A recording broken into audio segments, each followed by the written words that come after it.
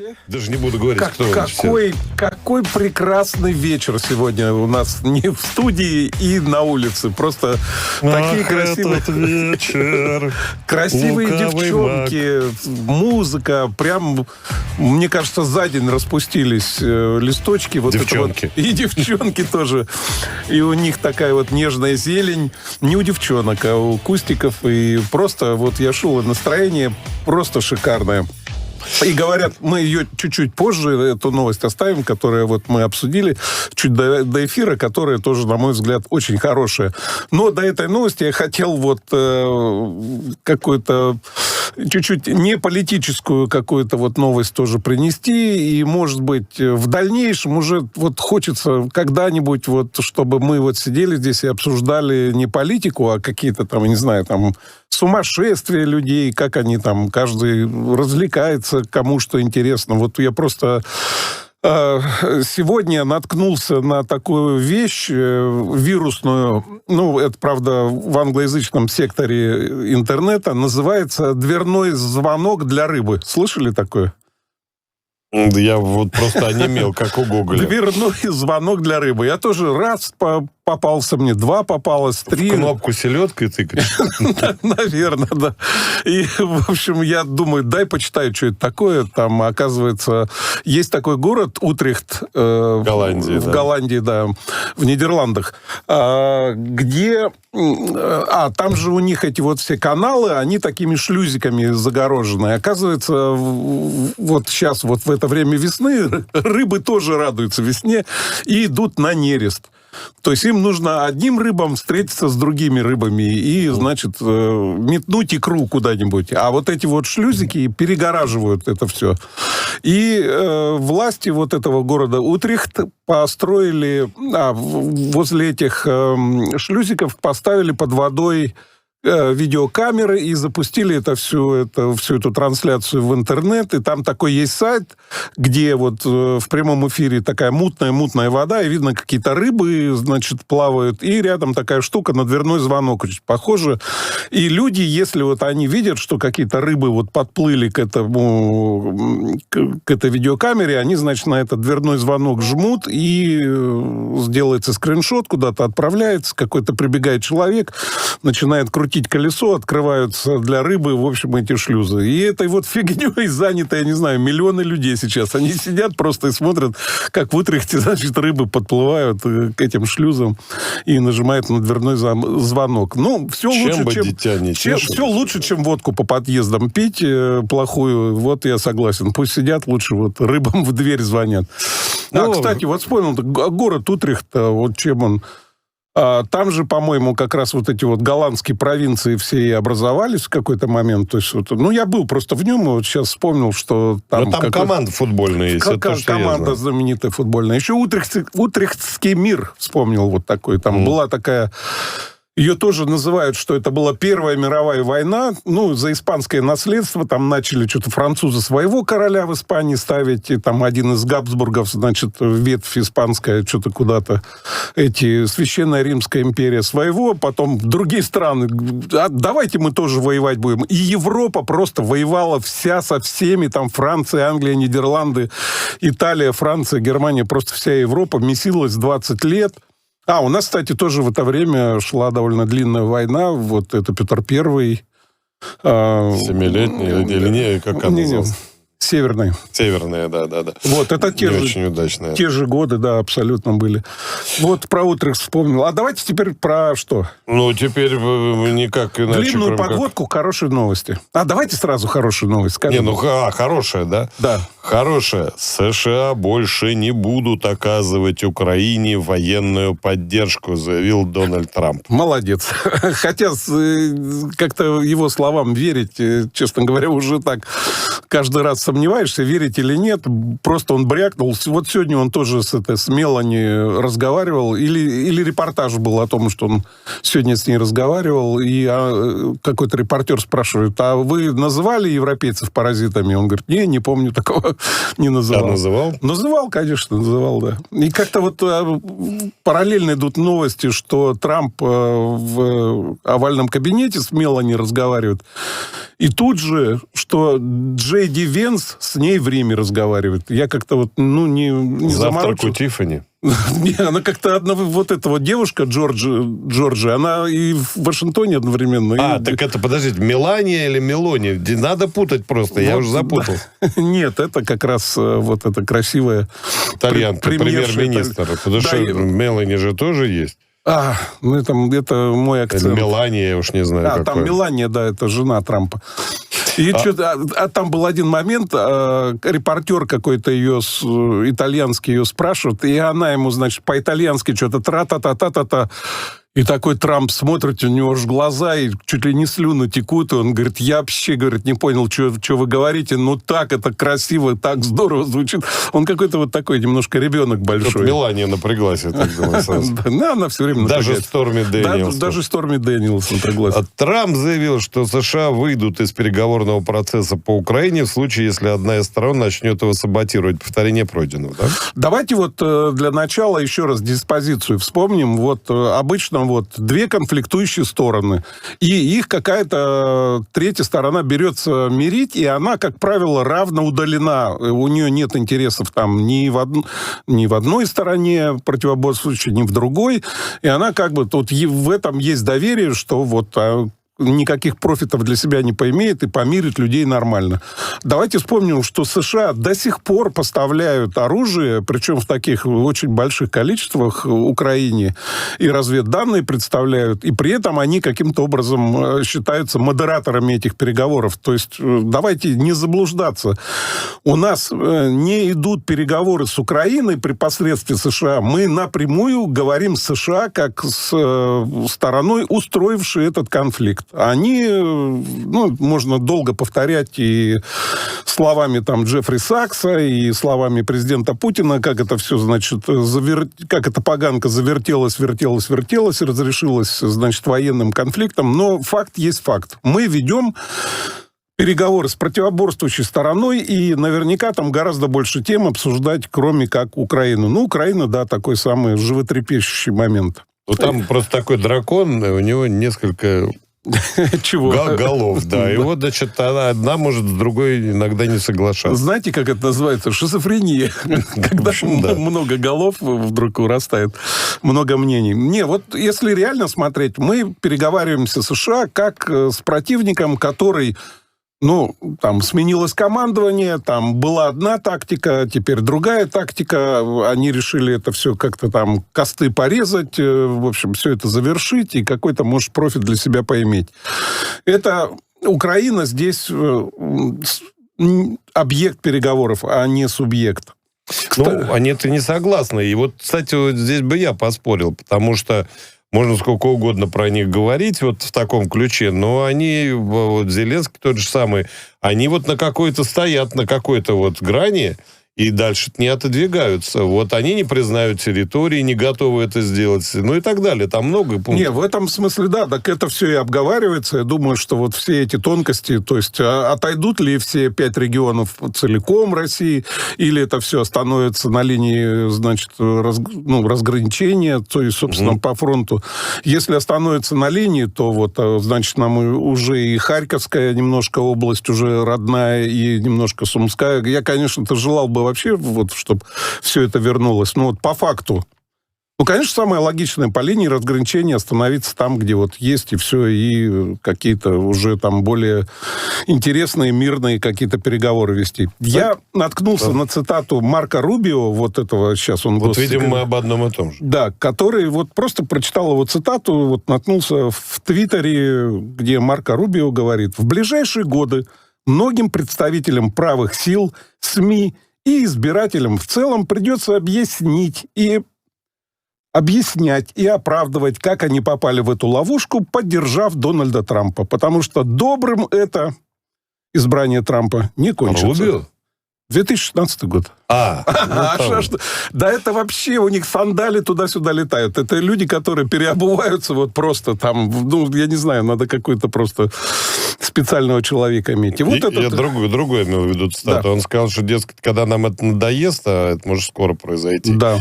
Значит, уйдем и все, мы обидимся, уйдем. Пошлем вы всех. Вот это мне гораздо больше нравится. Вот и мне кажется, что, может быть, и это было бы и лучший выход. Но при этом, чтобы ни оружие не давали, ни разведданных, а как-нибудь, я уж так думаю, доблестные... Но вот он опроверг. Вот он сейчас прямо совсем недавно он сказал, что Трамп о возможности полного выхода США из мирного диалога по Украине, я не хочу этого говорить.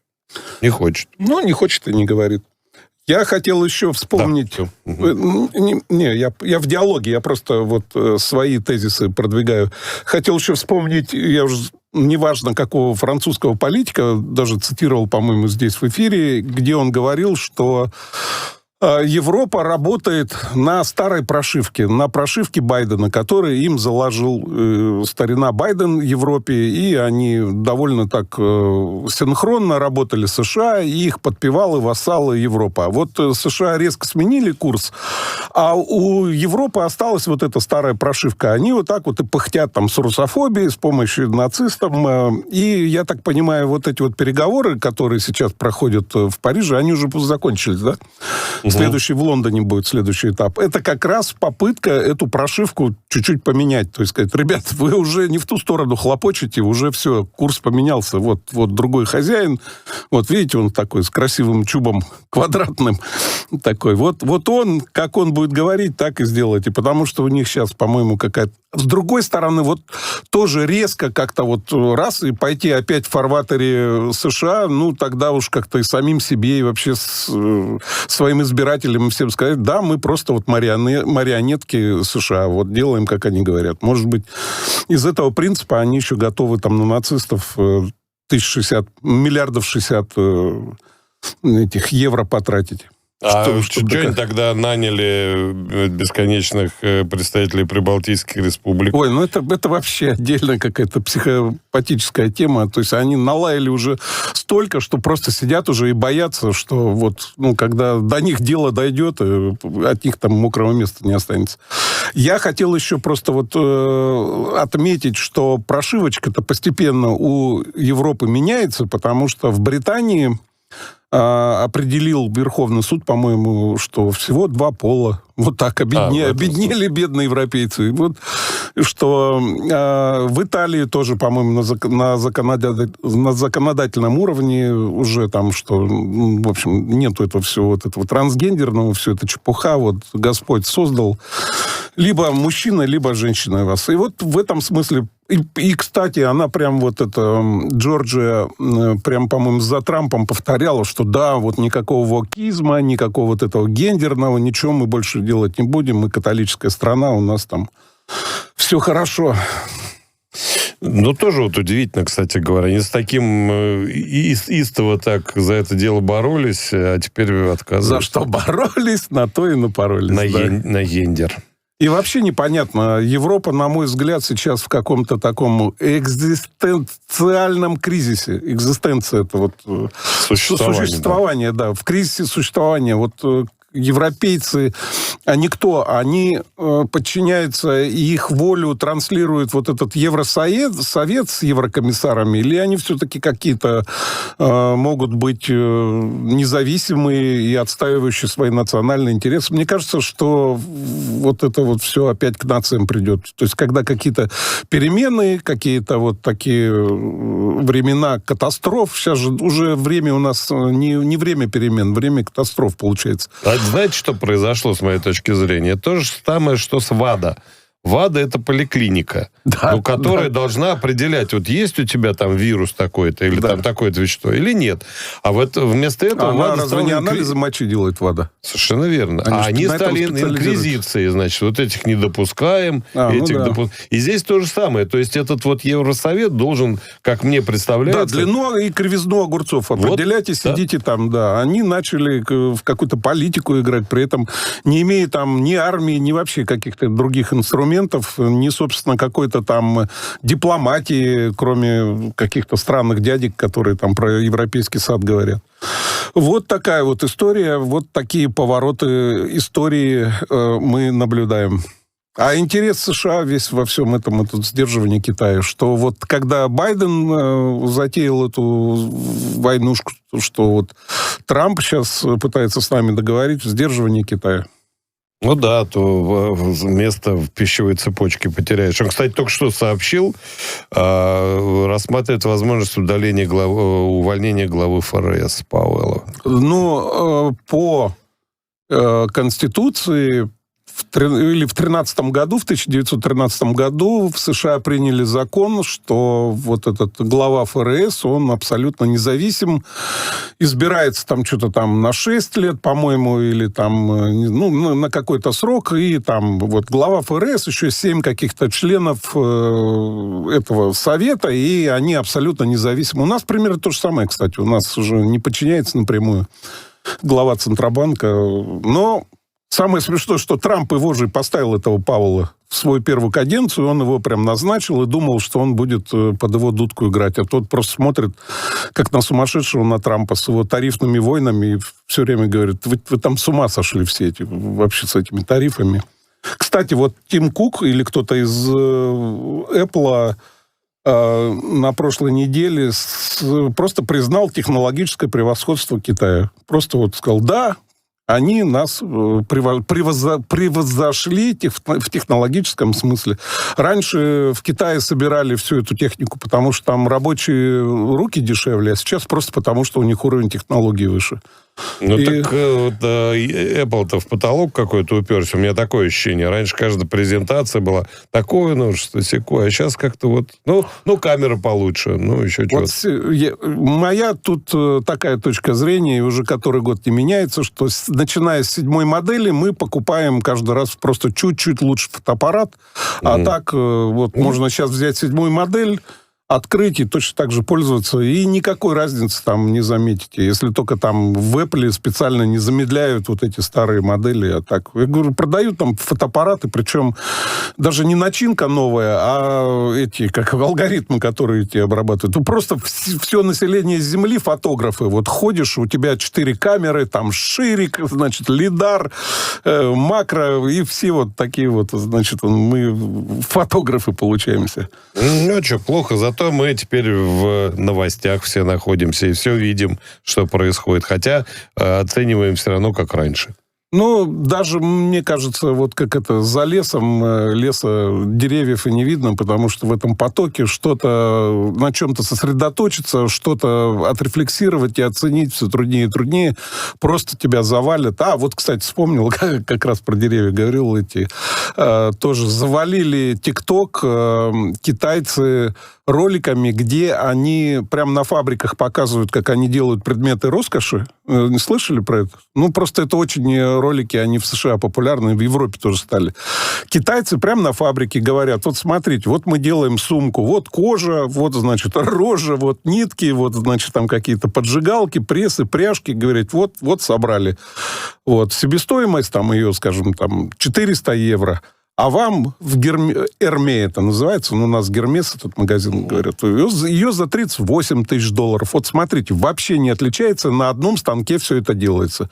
Вы, говорите, у нас напрямую покупайте, да, вот этого шильдика не будет, но вы что, дураки, что ли, за шильдик переплачивают 37 тысяч евро.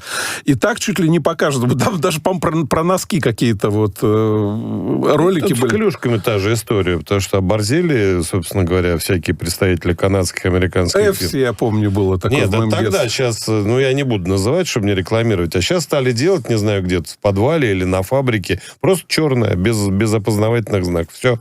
И стоит 2 раза дешевле. Качество то же самое? Да.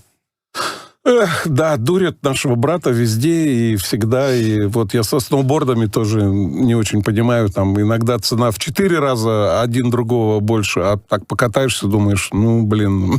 Какая разница? Какая там разница, да. С коньками та же история, все это присутствует. Но, кстати, вот, а вообще надо их нам назад-то пускать, этих ребят? А вот сегодня была новость, что Икея опять... Товарный знак зарегистрировали. А ничего, их отрегистрировали, когда уходили? То есть они уходят и говорят, все, и там как и товарный знак забираем. Искренне прошу прощения, да. Но не оставляет нас старик исправленно. Оказывается, да. Мы не уловили. Трамп не исключил возможность прекращения военной помощи Украине, но подчеркнул, что верит в достижимость мирного соглашения. Ах ты какой, испортил нам хорошую новость. Да, вот так. Но я все равно вот почему-то уверен, что вот никакой симпатии, какая-то бразильская газета прям длинную статью накатала, я, правда, в переводе ее уже так посмотрел по диагонали, где долго описывалось, что Трамп восхищается Путиным и одновременно презирает Зеленского. Я в это верю, потому что вот если так вот посмотреть,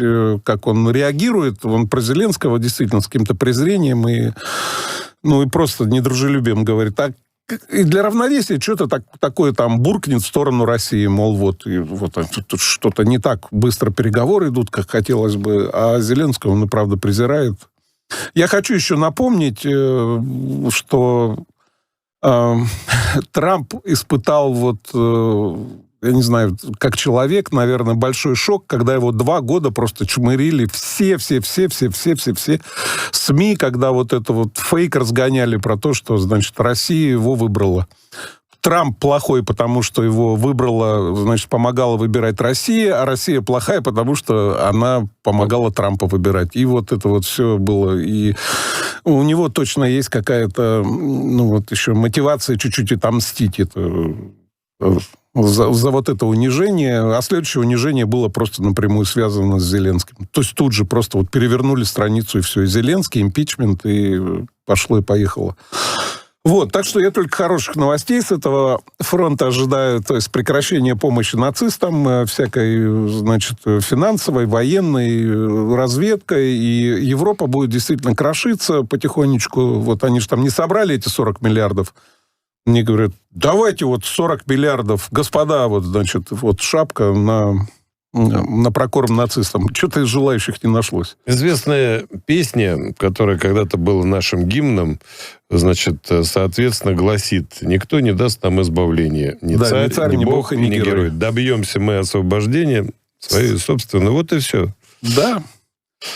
Про возвращение компании, может быть, в следующем часе, поговорим, потому что мы тут затронули эту тему, что Икея возвращается. Я еще тут выписал кое-какие смешные, на мой взгляд, истории с первыми людьми в США. Вот у них есть такая министр образования Линда Макмаун. Такая, представительная дама. Ее на пресс-конференции спросили, а как искусственный интеллект, значит, влияет на образование? Вот как нам его, значит, в системе образования принять? Это по-английски AI обозначается. А она начала вдруг рассказывать, что да. И в мое время, когда я училась, оценка AI была, значит, и что-то начала просто такое нести. Оказывается, она не знает, что такое искусственный интеллект, вот это министр образования. Она подумала, что спрашивают про оценку А1, то есть это высшая оценка, типа 5 с плюсом нашей такой. И она там рассуждала минут 5 про то, что да, вот как-то хорошо, что вот дети могут, значит, отранжировать свои знания там, по вот такой может, шкале. и хорошо, что не будет у них в образовании искусственного интеллекта. Я не знаю. У меня знакомые оттуда бегут из Северной Америки, переезжают обратно в Россию, и именно там, уже внуков не хотят, чтобы вот это дебильное образование их А вот с этим мы, кстати, столкнемся, я думаю, с обратной миграцией. Андрей Бочаров в студии «Радио Спутник». Я Алексей не обратная миграция, я все время тут жил. Нет, я же не про вас, да. Через несколько минут новости. Оставайтесь на орбите. Дорогие друзья, приветствуем тех, кто к нам только что присоединился. Андрей Бочаров. Да, давайте серьезно. Я Алексей Осин. В общем, как-то я узнал, или, по-моему, просто сообщали, что до МКС долететь 2,5 часа. Я не засекал. Нет, порядок цифр. Да. А иной раз на дачу некоторые граждане едут часа по 4.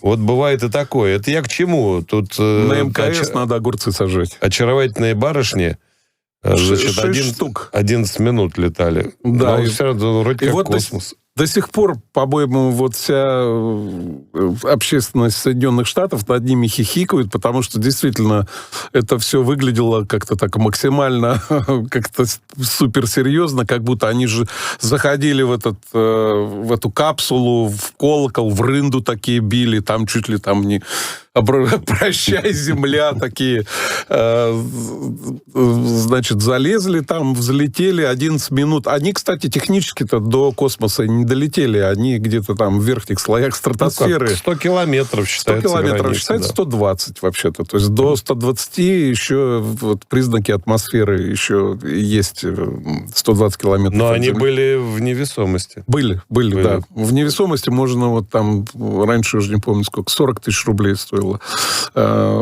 полетать в самолете, где он просто в свободное падение, и ты, соответственно, в невесомости. По-моему, так кино снимают. То есть невесомость, да, молодцы были, но вот когда они возвращались, там они что-то, значит, визжали, когда вот эти парашюты отстреливались, почему-то трансляция шла звука оттуда, ну, причем так по-девичьи, так там парашют раз отстрелился. Потом, значит, эта капсула приземлилась, прибежал, значит, Безос, аэродинамическая такая у него голова, и он там что-то споткнулся. Потом, значит, подошел к двери, дверь была приоткрыта, там кто-то в щелочку смотрел из этой капсулы, потом закрылась дверь, потом он снова открыл. Ну, в общем, это какая-то, видимо, должна была быть пафосная сцена, когда он открывает двери, там женщины на него такие выходят, но вот из-за этой суеты не получилось. Потом это Кэти Перри, она вышла такая, и сделала лицо, как будто она, не знаю, лет 50 на земле не была, так начала там носом втягивать, такие большие глаза делать, ромашечку какую-то достала, начала на нее так удивленно смотреть, типа, о, ромашечка.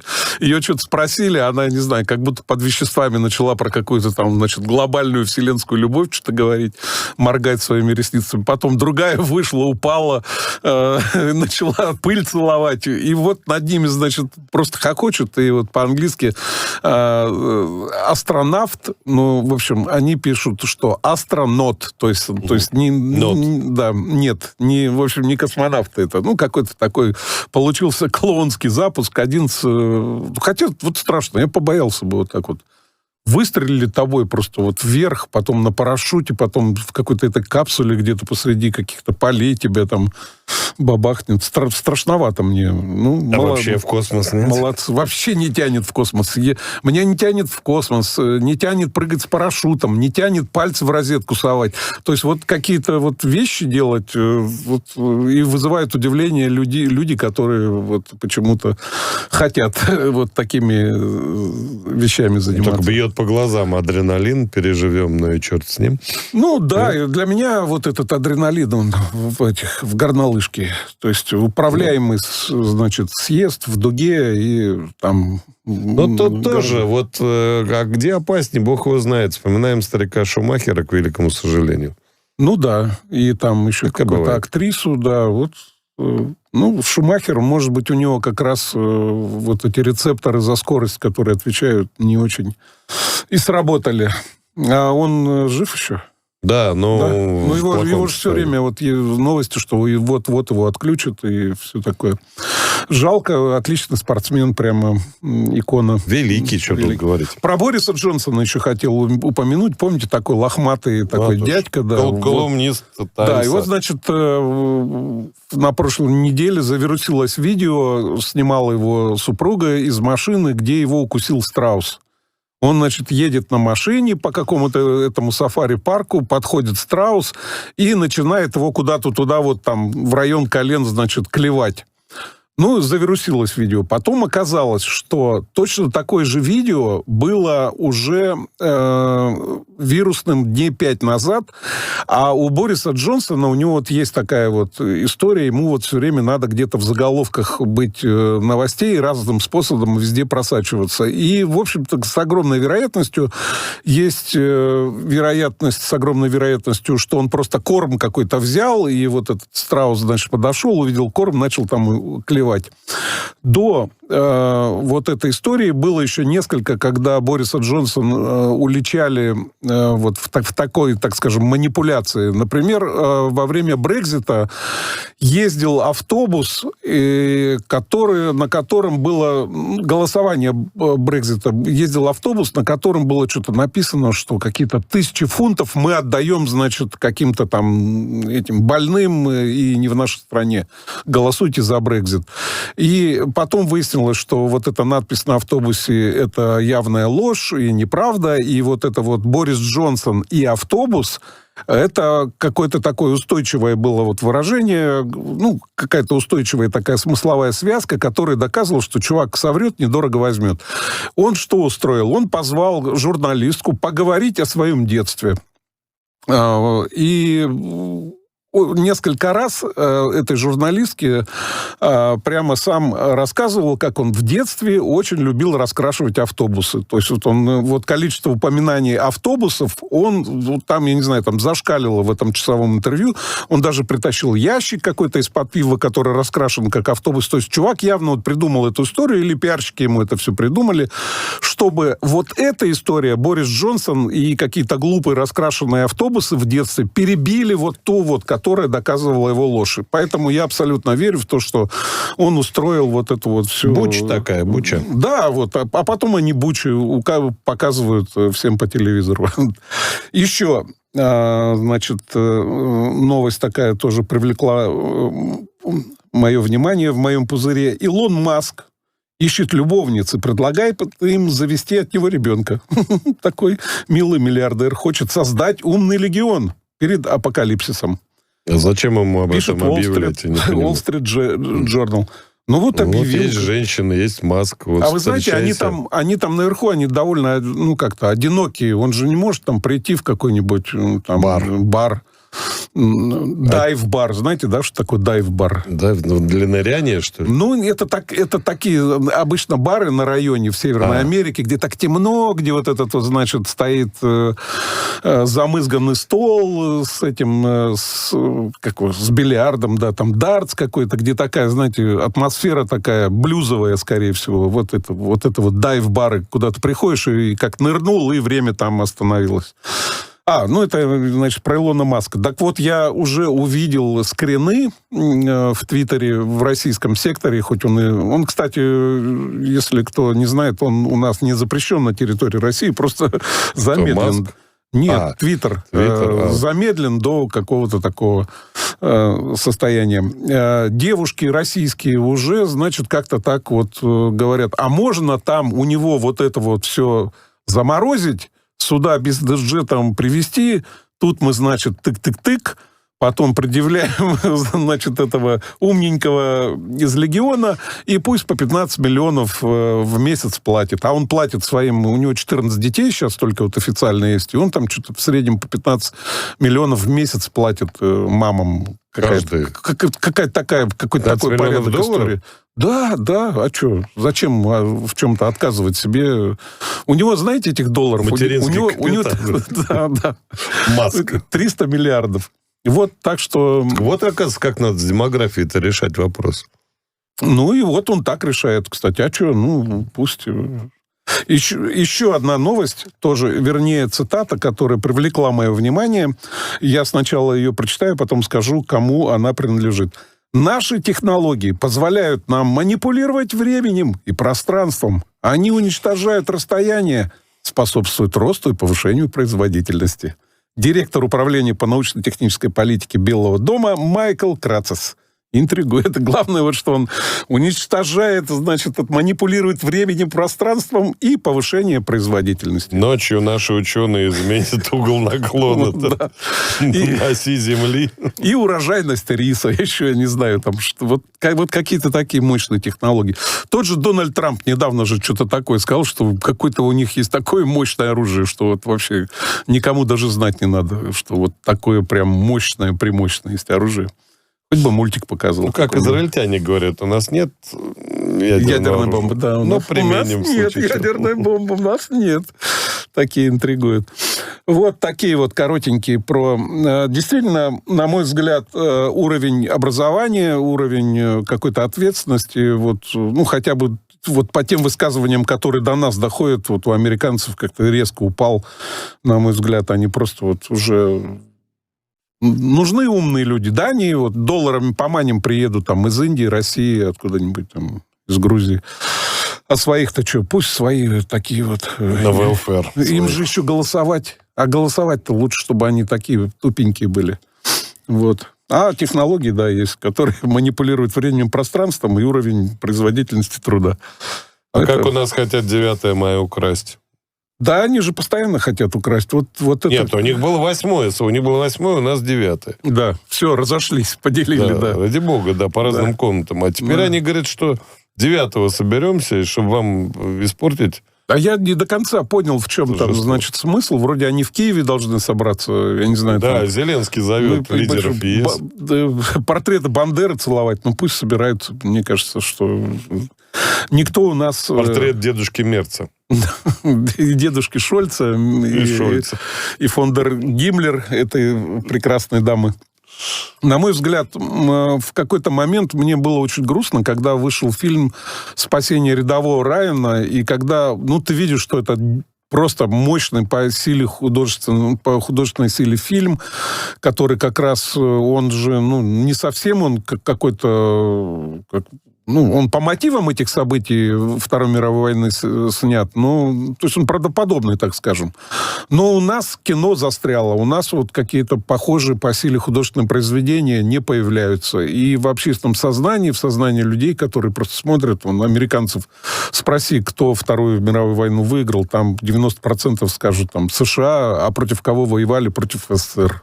Ну, просто вот это вот меняется. Это, на мой взгляд, это поважнее, чем там кто-то где-то какие-то петухи в каком-то курятнике киевском собираются. Сейчас проверю, но, по-моему, в это же время, например, был снят примерно в это же время, в августе 44-го. Сейчас проверим. Да, и давайте проверим прокат в мире того фильма и в августе 44-го. Это вопрос так второй. Вот, так у нас-то в стране никому не надо доказывать, ну, кроме там каких-то совершенно упоротых уродов, кто победил, кто начал эту Вторую мировую войну, кто... 3 года разница. Ну, 3 года, да. Ну, я бы все равно... 30 лет назад. Все равно бы я бы не сравнивал. Это мировой хит, а тут все-таки... Вот... Там Спилберг, там Голливуд. Ну, там как такая мощная прокачка этого Ну, вот всего. в этот, говорю, момент мне как раз вот и было грустно. А сейчас как-то все, они больше трансформеров, и Спилбергов уже нету, и никого. И, ну, все равно это какая-то такая вот... Не напрямую переписывание истории, а вот какое-то перетягивание на себя получалось. Вот в этом плане надо что-то делать. Я, когда почти год назад, по-моему, читал новость, когда... Кто у нас ответственный за кино-то? Шахназаров? Карен, да, Мосфильм, глава Мосфильма. Да, глава Мосфильма. Его спросили, а вот по там, событиям вот СВО идущим, значит, что-то планирует сниматься? Ну, хотя бы вот хоть что-то, хоть какие-то. Он говорит, нет, не планируется, потому что, значит, по его мнению, надо, значит, это там еще... Переосмыслить. Да, там, переосмыслить, подождать. Вот вы пока ждать будете, там за вас все и переосмыслят. Во-вторых, этих историй и забавных, вот... Ну, у меня есть товарищ, который ездит на ЛБС, и журналист. Я не уверен, что имею право говорить о...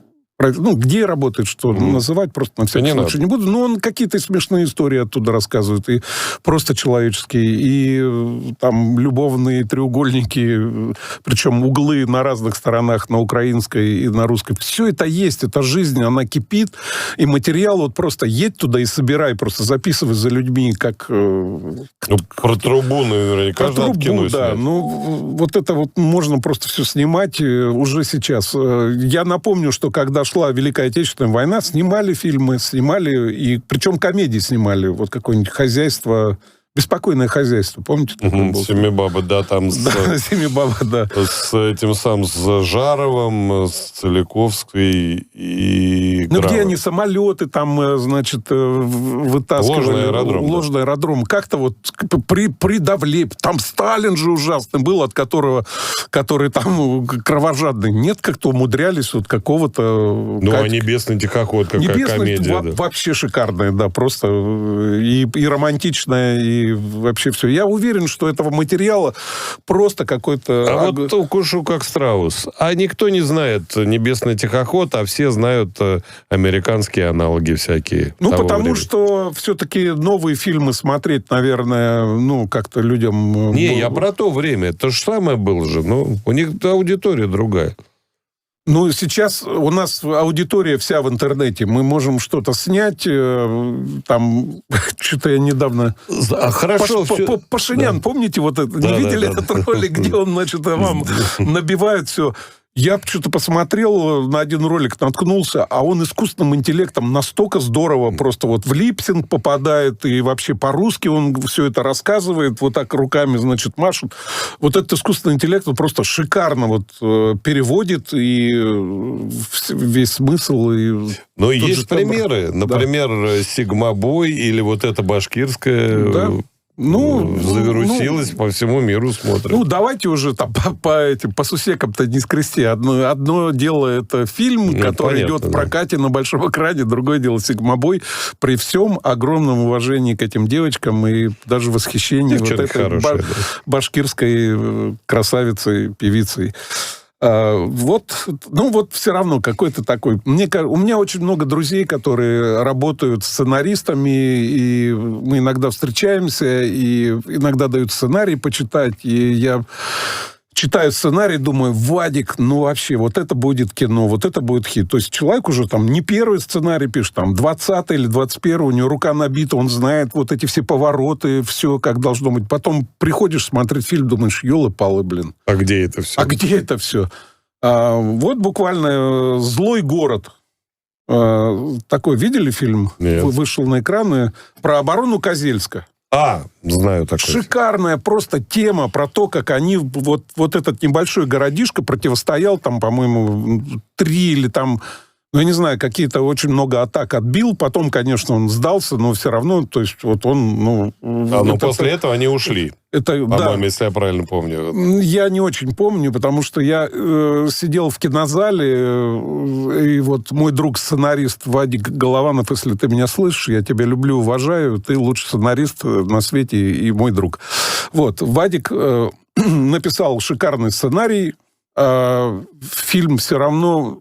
Там же еще нужно напихать вот этих вот этим режиссерам всякого вот этих каких-то людей там страдающих. И вот какой-то вот этой мишуры звук сведен так, что просто не слышно, что вот люди говорят в диалогах. На таком шикарном материале, который мог быть не только на российскую аудиторию, а в принципе... Там шикарные, кстати, эти монголы получились. Их якуты играли. Вот это вот супер. Просто вот они там сидят, обсуждают, обходить этот Козельск, или все-таки, значит, нельзя, чтобы нам кто-то вот не подчинялся. Вот они просто настолько на голову выше. Ну, понятно, злые персонажи, они всегда интереснее, а вот эти вот какие-то наши, один от другого не отличаются. Все такие добрые молодцы. Все наши, значит... Подошли бы вот эта группа, подошли бы тоже. Они вот в этих шапках своих очень колоритные. Эти, да, вот, которые башкирские, да, ребята? Да, тоже согласен. Так что вот, ну... Только могу... Вот я 100% знаю, что сценаристы у нас просто есть шикарные. А вот режиссеры, боюсь, и вот звукорежиссеры, боюсь, что пока не тянут на какие-то мирового масштаба шедевры. Увы. С сожалением. Мы же от западных компаний еще не все это обсудили. Я в спортзале, у меня-то нет телевизора уже, как в 2005 году, я за городом живу, как закончилась эта тарелка НТВ, я так его и не включаю. А в спортзале на экране вдруг увидел какого-то знаменитого актера российского, который рекламирует автомобили... Из Южной Кореи.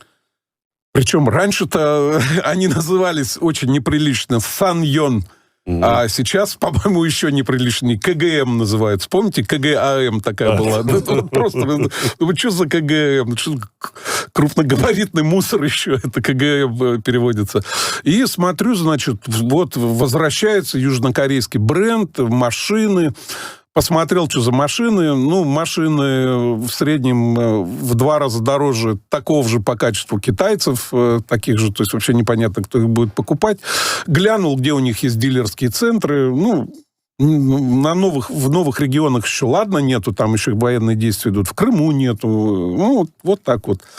Вот так вот они приходят, и не знаю, будут ли они соблюдать вот как раз целостность, так скажем, Российской Федерации, и везде одинаковый сервис оказывать. Но как-то вот приходит, да, вот этот крупногабаритный мусор, бывший Саньон. Порше тоже зарегистрировала опять. Товарный знак. Да, я поинтересовался, сколько вот может новый Порш стоить у нас. Что-то порядка 40 миллионов. Я не знаю, вот это...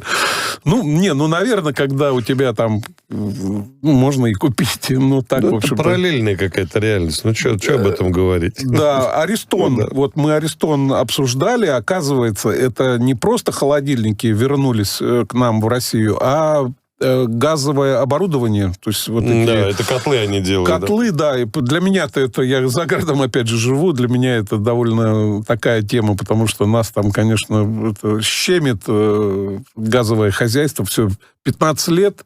Выкидывай свой котел, ставь новый. Там, смотришь, новый, он 300 тысяч стоит. Вот. Так что лучше, побольше котлов, хороших и разных. И Bosch возвращается тоже в Россию. Там много чего, да. Тоже стиралки, там и, кстати, эти... Нет, тоже как-то они Газпрому передавали. Bosch, да. Bosch, Siemens, они, по-моему, вообще всякую бытовуху делают. И эти еще турбины. Siemens точно делает турбины. Siemens, да, профессиональные, да. Даже же еще ездили, или там Шольц, что ли, проверяли, Меркель, кто там проверял? В Крым. Залезал в турбину в эту... Не, ее как-то, по-моему, можно даже дистанционно проверить, где она установлена. И, в общем, как говорил Владимир Ильич Ленин, эти капиталисты нам же продадут веревку, на которой мы их повесим. До сих пор. Вот, кстати, увидел тоже это... Не знаю, как к Ленину вы относитесь, но я, честно говоря, вот его... Когда меня им перекармливали, я его недолюбливал. И вот когда насильно его работы читать, было неинтересно. А со временем понимаю, что дядька был умный, дядька был, в общем-то, непростой, интересный. И не факт, что он какой-то прям отрицательный персонаж в нашей истории. Почитайте про других отрицательных персонажей в других историях. Король Филипп II в Испании, упомянутый, играл на кошках. То есть он навешивал кошек, котят, иглы к ним, и, значит, аккорды ставил, и наслаждался. Вот это вот уроды какие-то были. Да, неоднозначные у нас лидеры. А попробуй ты какого святого найти. Что-то... Да нет, но это факт истории, что об этом рассуждать? Там были какие-то плюсы, какие-то минусы. Потому что в каком-то городе приделали рампу для скейтборда к пьедесталу Ленина, и там ребята катались, а кто-то возмутился, говорят, что это за осквернение? Я думаю, он не поругаем. Вот так вот. Нет, да, я согласен. Ко всем надо так подходить и понимать, что в стране человек принес, что было плохо, что хорошо, а эмоции можно уже отключить. Спасибо, Андрей Бочаров.